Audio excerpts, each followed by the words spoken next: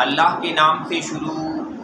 جو بڑا مہربان ہمیشہ مہربانیاں فرمانے والا ہے۔ میرے اللہ نے حکم ارشاد فرمایا ہے، آفا تطمعون، کیا تم طمع کرتے ہو؟ تمہیں اس بات کا لالچ ہے، تمہارا یہ خیال ہے ان یؤمنوا، کہ وہ ایمان لے آئیں گے، لکم، تمہارے لیے، وقد کانا، اور حالانکہ حقیقت یہ ہے، فریق منہم، کہ ان میں سے ایک پوری جماعت ایسی ہو گزری ہے، یسمعون، جو سماعت کیا کرتی تھی کلام اللہ تعالیٰ کے کلام کو، ثم یحرفونہ، پھر اس میں تحریف کر دیتی تھی، اسے بدل دیتی تھی اللہ کے کلام کو، من بعد، اور ان کا یہ بدلنا اس بات کے بعد ہوتا تھا، ما عقلوہ، کہ وہ اسے سمجھ بھی چکے ہوتے تھے، ان کے شعور میں اللہ تعالیٰ کا وہ کلام آ چکا ہوتا، وہ اللہ تعالیٰ کی رضا اور منشا کو جان چکے ہوتے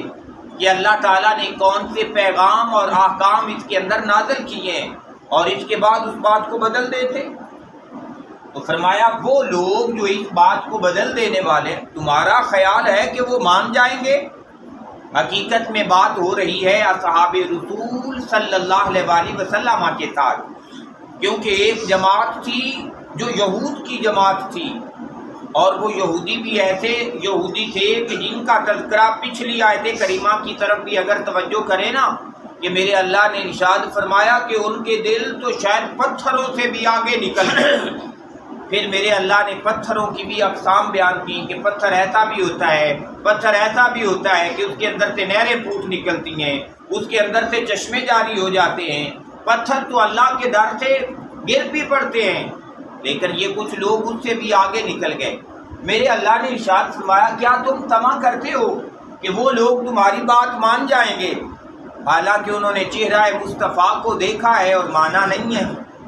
انہوں نے کلام مصطفیٰ کو سنا ہے اور مصطفیٰ کریم کی بات کو نہیں مانا۔ تو یقیناً جس نے حضور کو دیکھا، حضور کو نہیں مانا، حضور کو سنا، حضور کی بات کو نہیں مانا، تو گویا فرمایا کہ ان کے دل تو پھر بہت آگے نکل چکے ہیں، وہ کسی اور بات کو قبول کرنے والے ہیں ہی نہیں ہیں، اس قابل ہی نہیں ہیں کہ انہیں ایمان کی دولت سے سرفراز کیا جائے، اس وجہ سے اس قابل نہیں ہے کہ کیونکہ وہ اپنی شرارتوں کے اندر بہت زیادہ آگے نکل چکے ہیں، اپنی بدبختی میں بہت زیادہ آگے نکل چکے ہوئے ہیں۔ میرے اللہ نے ارشاد فرمایا وہ سب کچھ جانتے ہیں، اللہ کے کلام کو حق بھی جانتے ہیں، اس کے باوجود اسے بدل دیتے ہیں، اس کی بات کو قبول نہیں کرتے۔ پھر ارشاد فرمایا میرے اللہ نے، وَهُمْ يَعْلَمُونَ، اور وہ اس بات کو بھی جانتے ہیں کہ یہ نبی آخر الزمان کا تشریف لے آنا یہ بھی حق ہے، اور قرآن کا نازل ہو جانا یہ بھی حق ہے، لیکن اس کے باوجود جو مان نہیں رہے نا، فرمایا یہ ان کی اپنی ہٹ دھرمی ہے، یہ اس اپنی ہٹ دھرمی اور چودراہٹ کو بچانے کے لیے نبی آخر الزمان کی تعلیمات کو قبول نہیں کر رہے۔ پھر ارشاد فرمایا میرے اللہ نے، وَإِذَا لَقُوا، وَإِذَا، اور جب لَقُوا، وہ ملاقات کرتے ہیں، وہ ملتے ہیں، الَّذِينَ، ان لوگوں سے، آمنوا، جنہیں دولت ایمان نصیب ہو چکی ہے، قالوا، تو ایمان والوں کو کہتے ہیں، آمنا، ہم بھی ایمان لے آئے ہیں، ہم بھی مسلمان ہو گئے ہیں، ہم بھی مومن ہو گئے ہیں، ہم نے نبی آخر الزمان کو بھی مان لیا ہے، اور حضور پہ نازل ہونے والے قرآن کو بھی ہم نے مان لیا ہے۔ یہ وہ ایمان والوں کی مجلس اور محفل میں جب بیٹھتے تو اس بات کا اعلان کرتے، لیکن میرے اللہ نے ارشاد فرمایا، وَإِذَا خَلَا، اور جب وہ جدا ہوتے، علیحدہ ہو جاتے، تو بَعْضُهُمْ إِلَىٰ بَعْضٍ، ایک دوسرے کی طرف، وہ اپنے باقی احباب اور سرداروں کی طرف جب جاتے، قالوا، تو وہ کہتے،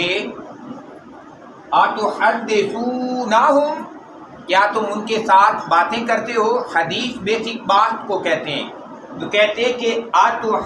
اتحدثونہم، کیا تم ان کے ساتھ وہ باتیں تو نہیں کرتے، بما فتح اللہ، وہ جو کھول کھول کے بیان کی تھی اللہ تبارک و تعالیٰ نے تمہارے ساتھ۔ اور وہ کون سی باتیں ہیں؟ وہ اگر تورات کو اٹھایا جائے تب بھی، انجیل مقدس کو اٹھایا جائے تب بھی، زبور کو اٹھایا جائے تب بھی، آسمانی صحیفوں کو اٹھایا جائے تب بھی، تو وہ بات جو اللہ نے پچھلی تمام امتوں کے سامنے کھول کھول کے بیان کی تھی، وہ ایک بات یہ بھی تھی کہ نبی آخر الزمان صلی اللہ علیہ وآلہ وسلم کی تشریف آوری حق ہے، کہ نبی آخر الزمان تشریف لائیں گے، اور ان کے ظہور کا مقام بھی بیان فرمایا گیا کہ مکہ المکرمہ میں تشریف لائیں گے۔ یہی وجہ تھی کہ حضور کی آمد سے پہلے یہود کی بڑی جماعتیں جو تھیں وہ مکہ مکرمہ کو آباد کر چکی ہوئی تھیں، کیونکہ انہیں پتہ تھا کہ وہ نخلستان سے گھرا ہوا، کھجوروں کے باغات سے گھرا ہوا علاقہ ہے جہاں نبی آخر الزمان صلی اللہ علیہ وآلہ وسلم تشریف لائیں گے۔ تو وہ پھر ایک دوسرے کو کہتے کہ وہ باتیں جو تورات اور انجیل میں لکھی تھی وہ مسلمانوں کو تو تم نہیں بتاتے، اس لیے نہیں بتاتے